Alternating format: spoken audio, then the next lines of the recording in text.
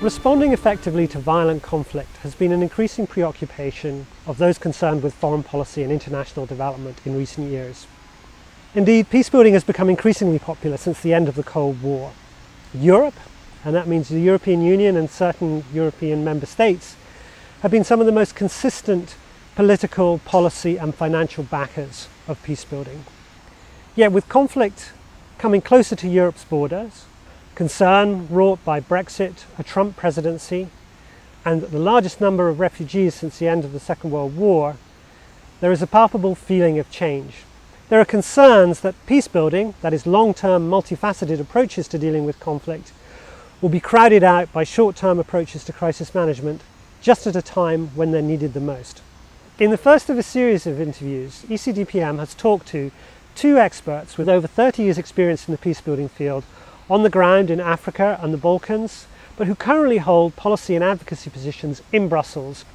To begin with, we asked them what are the current challenges facing the peacebuilding field and how are they manifesting themselves? I think one specific challenge is the nature of conflict that we're facing today. We're seeing more local conflict, we're also seeing more regional conflict, and how we come together to respond to that is really a challenge. Secondly, the structural causes of conflict are certainly a challenge. Everything from terrorism all the way over to issues around resources, land disputes, and also youth-related alienation. So responding to structural challenges is another issue. And for all of this, the financing challenge is always a challenge. A lot has happened in the past couple of years. I think the entire political environment outside of Europe, within Europe, has fundamentally changed. New and arising interests of populations that have been ignored before. On top of that, you have issues of migration, countering violent extremism. At the same time, as a rhetoric around the need to prevent conflict, and a difference in what is understood by that. So these are crises that we're seeing. We see Syria in its 7th year. We see Afghanistan remain unsolved.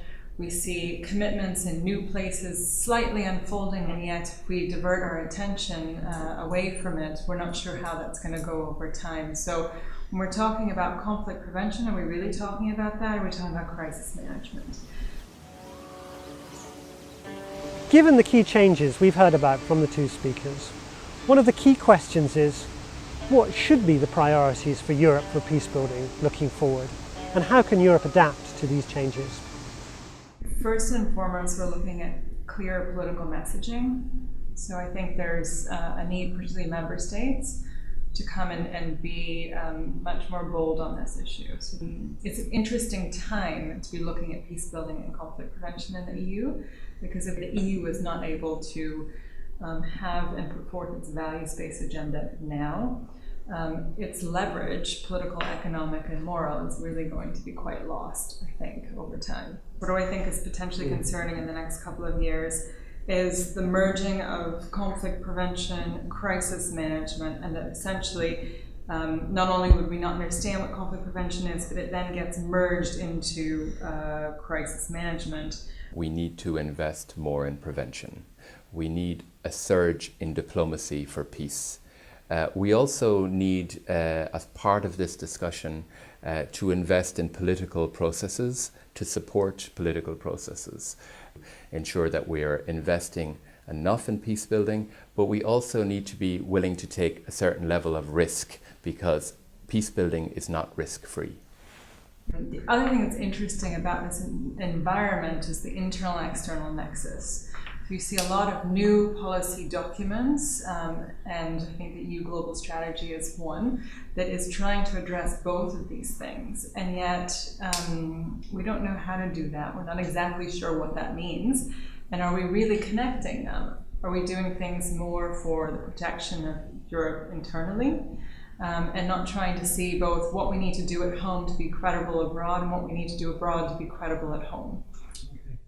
I guess the major concern is that we don't allow the narrative of fear to cloud our judgment. that we need to remain focused on our values. We need to remain focused on our agenda and really move forward in that way. In response to the changing environment, we've heard from the two speakers 4 recurring themes. The first one is about a more fear-driven agenda affecting foreign and development policy and a concern that that will have a negative impact on peacebuilding.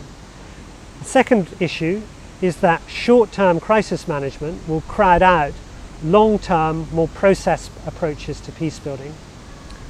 A third issue is related to European and universal values, and that in a pursuit of short-term interests, the values agenda, which has been supportive of peacebuilding, will be somewhat lost. The fourth issue is related to risk and whether Europe is managing the right risks in responding to peacebuilding. In order to get a better understanding of the change dynamics, ECDPM is undertaking a policy research project throughout 2017. We'll be talking to many more people, interviewing them off the record, not on camera, understanding the latest policy documents, analysing those, and funding and spending patterns from European countries.